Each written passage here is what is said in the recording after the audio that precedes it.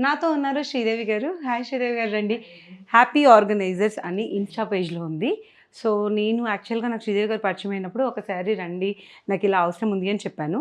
తను వీలు చూసుకొని నా కోసం స్పెషల్‌గా ఈరోజు మా పాప రూమ్ సర్దడానికొచ్చారు. అసలు ఎంత బాగా చేశారంటే శ్రీదేవి గారు ఫస్ట్ ఆఫ్ ఆల్ ఎవరికైనా ఒక రిక్వైర్మెంట్ ఉంది. ఇల్లు ఆర్గనైజ్ చేయించుకోవాలి.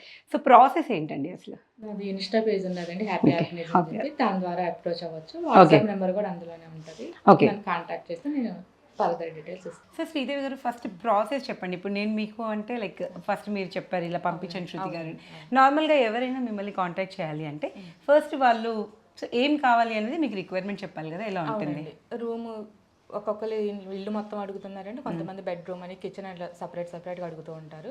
వాళ్ళు నేను ఒకసారి మంచిగా డీటెయిల్డ్‌గా వీడియో తీసి పెట్టమంటాను. అది ఎలా ఉంది ఏంటని నేను చూసుకున్న తర్వాత వాళ్ళకి ఏమైనా ఆర్గనైజర్స్ రిక్వైర్మెంట్ ఉంటే గనక నేను వాళ్ళకి ఏమేమి అవసరం పడతాయి బిఫోర్ చెప్తూ పంపిస్తే ఉంటాను. బిఫోర్ మీరు చెప్తాను.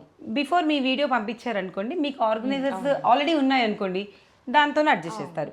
అవసరం పడితే మాత్రం మీకు ముందే చెప్తారు. అవసరం పడితే చెప్తానండి. లేదు మనకి 2-3 రోజుల ముందు అవసరం అనుకుంటేనే చెప్తాను. అవసరం లేకపోతే లేదు, అది వాళ్ళ ఇష్టం. క్లయింట్ ఇంట్రెస్ట్ ప్రకారం కొంతమంది చేస్తాను. ఆర్గనైజర్స్ అవసరం వద్దంటారు, కొంతమంది ఇంట్రెస్ట్ చూపుతారు. అది చెప్పడం నేను చెప్తాను అవసరం పడుతుంది అనుకుంటే గనక, లేదంటే లేదు.